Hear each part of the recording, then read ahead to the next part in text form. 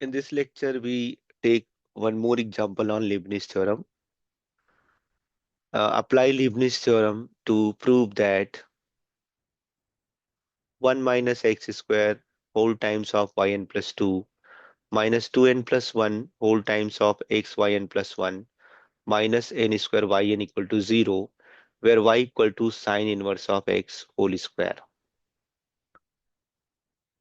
We have given that y is equal to sine inverse of x whole to the power 2. Then we have to prove that 1 minus x square of yn plus 2 minus 2n plus 1 times of x yn plus 1 minus n square yn equal to 0. Clearly, here we have given yn and we have to calculate yn plus 2. It means that this function y can be differentiated n plus 2 times. For this purpose, we first differentiate 1 with respect to x. We have y1, which can be written as dy dx, which is nothing but first derivative of sine inverse of x whole square. Now we know that what is the derivative of x square it is nothing but 2x, and again derivative of sine inverse of x, because here in place of x sine inverse of x is present.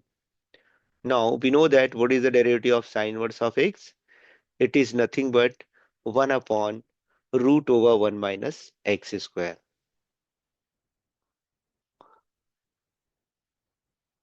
Multiplying by root 1 minus x square in left hand side as well as right hand side. In the left hand side, y1 is present, so y1 times of root 1 minus x square, which is equal to 2 sine inverse of x. Now, if we squaring on both the sides, let us square on both the sides. 1 minus x square into y1 whole square, which is equal to 4 times of sine inverse of x whole square. Since y is equal to sine inverse of x, we know about that y equal to sine inverse of x. So instead of sine inverse of x whole square, we can put only y, which implies 1 minus x whole square root. If we take the square of the root 1 minus x square, we are only getting 1 minus x square and y1 square, which is equal to 4y. Now, if we differentiate y one time, we get this result. Let us again differentiating one more time. Again, differentiating with respect to x, we have, this is the first part, derivative of 1 minus x square into y1 square, which is equal to derivative of 4y. Now, this is the first function and this is the second function. So we have to differentiate product of two functions. So we know that first function derivative of second function plus derivative of first function into second function. And then this 4 can be taken outside and then dy dx. 1 minus x square, derivative of y1 square is nothing but 2y1, and again derivative of y1 is y2. Derivative of 1 is 0. Derivative of minus x square is nothing but minus 2x multiplied by y1 square, and we can write down dy dx as y1. If you see all this term, 2y1, 2y1 and 2y1 is common in all these three terms. So let us dividing by 2y1, we have, if we remove 2y1 here, 1 minus x square into y2 is remaining. If we remove 2y1 here, minus xy1 is present. And if we remove 2y1 over here, only 2 is present over here. So now we differentiated the given functions y, which is equal to sine inverse of x whole square 2 times. Now we want to find out the n plus 2 derivative. So since it is already differentiated 2 times, now we have to just differentiate this n times using the Leibniz theorem. Now, differentiating n times by Leibniz theorem, and we know that what is Leibniz theorem? Leibniz theorem is nothing but nth derivative of u into v, which is equal to un v plus n un minus 1 v1 plus n into n minus 1 upon 2 un minus 2 v2 plus n into n minus 1 into n minus 2 upon 6 un minus 3 v3 and so on. Here we have to differentiate the given function n times, so 1 minus x square into y2, nth derivative of this first part, then nth derivative of x y1, which is equal to nth derivative of 2. So now we know that this 2 is constant, so nth derivative of 2 will become 0. Now here again, this is the first part 1 minus x square, and the another part is y2. If we differentiate 1 minus x square 3 times, the value will become 0. It means that if we want to apply the Leibniz theorem, the identification of u and v is very important. So here u is equal to y2 and v is equal to 1 minus x square. So v is equal to 1 minus x square and y2 is u. Similarly, in the second case, x is v and y1 is u, because if you want to find out what is the nth derivative of y1, it is nothing but yn plus 1. And derivative of 2 is 0. Now we want to apply the Leibniz theorem in the first part.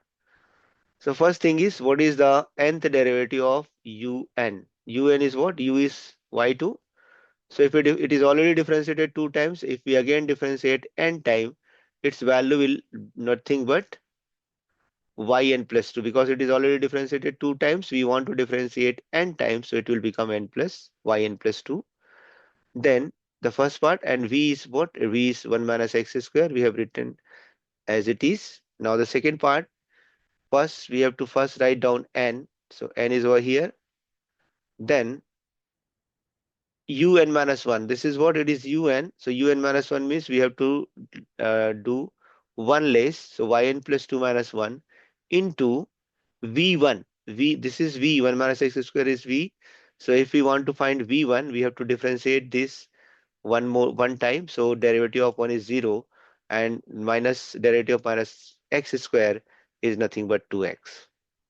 Plus the second term, this third term, n into n minus 1 upon 2, un minus 2, so un plus 1, un plus 2 minus 1, un plus 2 minus 2, and again derivative of minus 2x is nothing but 2.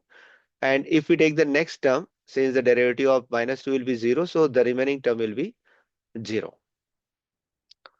Plus, now let us come to the second part. Here the first v is x and u is y1. So if we differentiate, and what is the nth derivative of y1? It is nothing but yn plus 1. Then v is equal to what? V is equal to x. We have written x over here. Then again n, and it is yn plus 1 term. So if we want to find what is the next yn minus 1 terms, yn minus 1 term, so it is nothing but nth term minus 1, so yn plus 1 minus 1 into derivative of x is 1, and if we take the next term, since derivative of 1 is 0, so all term will become 0, which is equal to 0.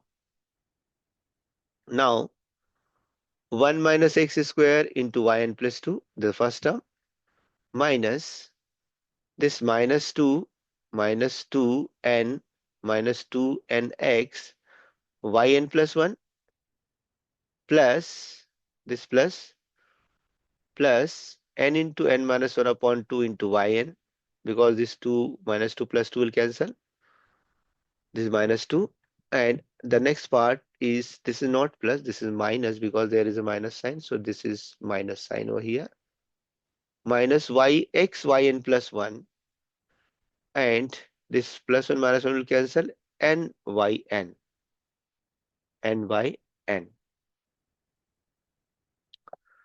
Again simplifying it,